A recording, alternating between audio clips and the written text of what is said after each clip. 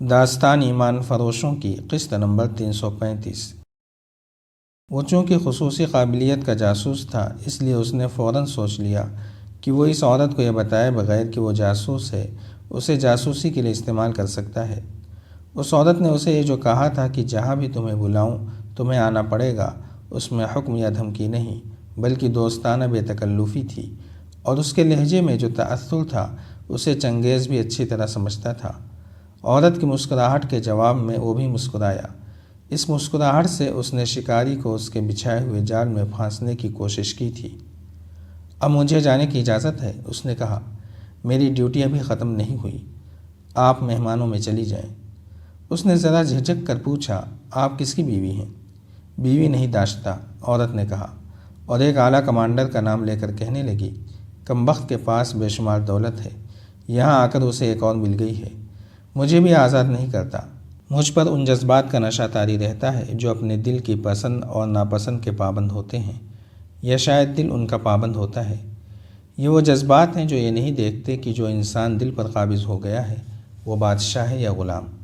مجھے تمہاری حیثیت سے کوئی غرض نہیں، مجھ سے دور نہ بھاگنا، یہ ظلم ہوگا۔ تم پہلے انسان ہو جسے میرے دل نے پسند کیا ہے۔ میں جسمانی آلودگی کی پیاسی نہیں، میری روح پیاسی ہے، اس کی پیاس تمہاری آنکھوں کے چشمے بجھا سکتے ہیں۔ اب جاؤ، کل رات میں تمہیں خود ڈھونڈ لوں گی۔ جس وقت چنگیز اس عورت کے ساتھ باغ میں تھا، وکٹر مہمانوں میں گھوم پھر رہا تھا۔ اس کے کان ان چند ایک صلیبیوں کی باتوں پر لگے ہوئے تھے جنہیں یہ فیصلہ کرنا تھا کہ پیش قدمی کس طرف کی جائے، حملہ کہاں کیا جائے۔ اسے کام کی کچھ باتیں معلوم ہوئیں، لیکن یہ ابھی تجویزیں اور مشورے تھے۔ راشد چنگیز بھی مہمانوں میں چلا گیا اور رینالڈ کے ارد گرد گھومنے لگا۔ رینالڈ اپنے ساتھیوں سے اپنا وہی عزم دہرا رہا تھا جس کا اس نے کانفرنس میں اظہار کیا تھا۔ اس کے پاس اتنی زیادہ جنگی طاقت تھی جس کے زور پر وہ بڑے اونچے دعوے کر رہا تھا۔ رات گزر گئی۔ اگلے دن چنگیز کے پاس ایک آدمی آیا جو اس کے گروہ کا جاسوس تھا۔ اس نے اسے پیغام دیا کہ آدھی رات کے لگ بھگ امام کے پاس جائے، کوئی ضروری بات کرنی تھی۔ دن گزرا، رات آئی۔ چنگیز اور وکٹر ریمانڈ کے کھانے کے کمرے میں اپنی ڈیوٹی پر چلے گئے۔ رات بہت دیر فارغ ہوئے۔ چنگیز نے بھی وکٹر کو نہیں بتایا تھا کہ ایک عورت اس کی دوستی کی خواہاں ہے۔ فارغ ہو کر اس نے وکٹر کو بتایا کہ وہ کپڑے بدل کر امام کے یہاں جا رہا ہے۔ وکٹر نے اسے چند ایک باتیں بتائیں جو امام کو بتانے والی تھیں۔ چنگیز نے کپڑے بدلے اور مصنوعی داڑھی چہرے پر باندھ کر چہرہ عمامے میں چھپا لیا۔ وہ کمرے سے نکل کر اندھیرے میں چلا گیا۔ اس عمارت سے کچھ دور سرسبز میدان تھا جس میں درختوں کی بہتات تھی، پھولدار پودے بھی تھے، اور اس کے ارد گرد کوئی آبادی نہیں تھی۔ اسے اس قدرتی باغ میں سے گزر کر جانا تھا۔ اس میں داخل ہوا ہی تھا کہ کسی درخت کے پیچھے سے ایک سایہ نمودار ہوا اور اس کی طرف بڑھنے لگا۔ چنگیز نے پہلا کام یہ کیا کہ مصنوعی داڑھی اتار کر چغے کے جیب میں ڈال لی۔ اسے خطرہ تھا کہ اس جگہ وہی آدمی آ سکتا ہے جو اس جگہ ملازم ہوگا اور وہ اسے پہچانتا ہوگا۔ اس نے رفتار سست کر لی اور آہستہ آہستہ ٹہلنے لگا۔ سایہ دائیں طرف آ رہا تھا اور جب قریب آیا تو بولا، میں نے کہا تھا نا کہ تمہیں خود ڈھونڈ لوں گی، اور اس کے ساتھ نسوانی ہنسی سنائی دی۔ یہ وہی عورت تھی۔ محل کی گھٹن نے دماغ خراب کر دیا ہے، چنگیز نے کہا۔ ہوا خوری کے لیے ادھر نکل آیا ہوں۔ میں تمہارے کمرے میں آ رہی تھی، عورت نے کہا۔ ادھر آتے دیکھا تو تمہارے پیچھے آنے کے بجائے اس طرف سے آئی تاکہ کوئی دیکھ نہ لے۔ بیٹھو گے یا ٹہلو گے؟ میں سراہی اور 2 پیالے اپنے ساتھ لے آئی ہوں۔ وہ ہنس پڑی۔ راشد چنگیز نے اس سے یہ نہیں پوچھا کہ وہ رہتی کہاں ہے، اور اتنی رات گئے کہاں سے آٹپ کی ہے، اور کیا جس کی وہ داشتہ ہے وہ اسے ڈھونڈے گا نہیں۔ وہ اسی قدر سمجھ سکا کہ یہ عورت جذبات سے مغلوب ہے اور خطرے مول لے رہی ہے۔ چنگیز نے اس سے راز لینے کے ارادے سے کہا، تم اپنے کمانڈر آقا سے نجات چاہتی ہو؟ یہ تبھی ممکن ہو سکتا ہے کہ وہ لڑائی پر چلا جائے، مگر ایسا کوئی امکان نظر نہیں آتا۔ وہ کون سی فوج میں ہے؟ وہ بالڈون کی فوج کا ہائی کمان کا جنرل ہے، عورت نے جواب دیا۔ شاید لڑائی پر چلا جائے، مگر وہ مجھے اور دوسری لڑکی کو بھی ساتھ لے جائے گا۔ لڑائی کا کوئی امکان ہے؟ چنگیز نے پوچھا۔ وہ یہاں کیوں آیا ہے؟ یہاں اسے بالڈون نے اسی مقصد کے لیے بھیجا ہے کہ لڑائی کا امکان پیدا کیا جائے، عورت نے جواب دیا۔ صلاح الدین ایوبی کی فوج کہاں ہے؟ چنگیز نے پوچھا۔ میں نے کبھی توجہ نہیں دی، اس نے جواب دیا۔ تم چاہو تو پوچھ کر بتا دوں گی۔ راشد چنگیز نے اس سے کچھ اور باتیں پوچھیں۔ اس عورت کو جو کچھ معلوم تھا اس نے بتایا، اور جو معلوم نہیں تھا اس کے متعلق کہا کہ پوچھ کر بتا دے گی۔ کوئی لڑے کوئی مرے تمہیں اس سے کیا؟ عورت نے جذباتی لہجے میں کہا۔ اگر اس نے مجھے میدان جنگ میں جانے کو کہا تو میں نہیں جاؤں گی۔ میں اس کی بیوی تو نہیں۔ میں نے اپنے موجودہ آقا کی غلام ہوں۔ نہ صلاح الدین ایوبی کے ساتھ میری دشمنی ہے۔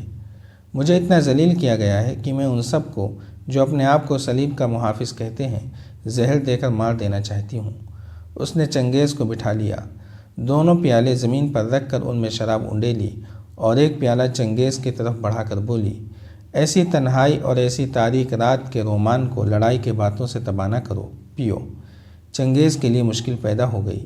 وہ 1.5 سال سے ان شرابیوں میں زندگی بسر کر رہا تھا، اپنے ہاتھوں انہیں شراب پلاتا تھا، لیکن اس نے خود کبھی نہیں پی تھی۔ اس گنہگار ماحول میں جہاں اسے گناہوں کی بڑی ہی دلکش دعوتیں ملتی ہیں، اس نے اپنے ایمان کو داغدار نہیں ہونے دیا تھا۔ اب اسے ایک ایسی عورت مل گئی جس کی وساطت سے وہ اپنا فرض بہتر طریقے سے ادا کر سکتا تھا، لیکن یہ عورت اسے شراب پیش کر رہی تھی۔ خطرہ تھا کہ اس نے اس جذباتی عورت کی پیشکش ٹھکرائی تو وہ اس کے ہاتھ سے نکل جائے گی۔ اس کے لیے فیصلہ کرنا مشکل ہو گیا کہ فرض کی ادائیگی کی خاطر وہ شراب کے 2 گھونٹ پیے یا اتنی قیمتی عورت کو ضائع کر دے۔ مجھے شراب پسند نہیں، اس نے کہا۔ خدا نے تمہیں مردانہ حسن اور شجاعت کا بڑا ہی دلکش مجسمہ بنایا ہے، عورت نے کہا، لیکن شراب قبول نہ کر کے تم ثابت کر رہے ہو کہ تم پتھر کا بے جان مجسمہ ہو۔ کچھ دیر انکار اور اصرار کا تصادم جاری رہا۔ چنگیز نے اس حسین عورت کو اپنے جال میں پھانسنے کے لیے اس کے ہاتھ سے پیالہ لے لیا، پھر پیالہ منہ سے لگا لیا۔ عورت نے اس کے پیالے میں اور شراب ڈال دی۔ چنگیز نے کانپتے ہوئے ہاتھوں سے پیالہ ہونٹوں سے لگا لیا اور آہستہ آہستہ پیالہ خالی کر دیا۔ تھوڑی دیر بعد وہ محسوس کرنے لگا جیسے اس کے خیالات اور نظریات کی دنیا میں بھونچال آ گیا ہو۔ اس کے ارد گرد دیواریں گر پڑیں اور وہ آزادی کے احساس سے لطف اندوز ہونے لگا، جیسے کال کوٹھری سے رہا کر دیا گیا ہو۔ وہ نسوانی جسم کے لمس سے آشنا نہیں تھا۔ اس نے شادی بھی نہیں کی تھی۔ جاسوسی کے لیے اسے جو منتخب کیا گیا تھا اس کی ایک وجہ یہ تھی کہ وہ غیر شادی شدہ تھا اور پیچھے کا اسے کوئی غم نہیں تھا۔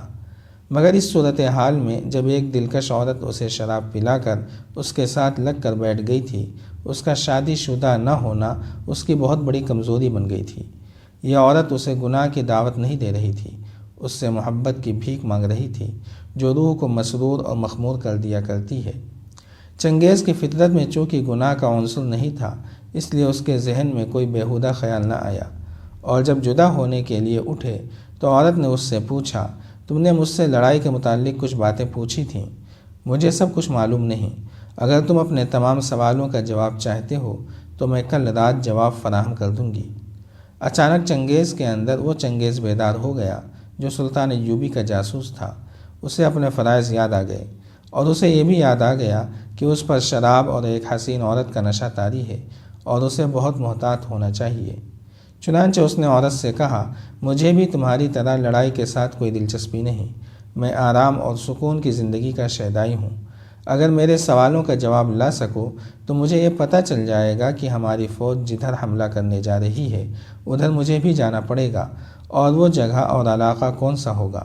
شراب ساتھ جائے گی، ملازم ساتھ جائیں گے، اس لیے مجھے بھی ساتھ جانا پڑے گا۔ جاری ہے۔ اگر آپ کو یہ قسطوار سلسلہ پسند آ رہا ہے تو لائک، شیئر اور کمنٹ کے ذریعے ہماری حوصلہ افزائی کریں۔ جزاک اللہ خیرا۔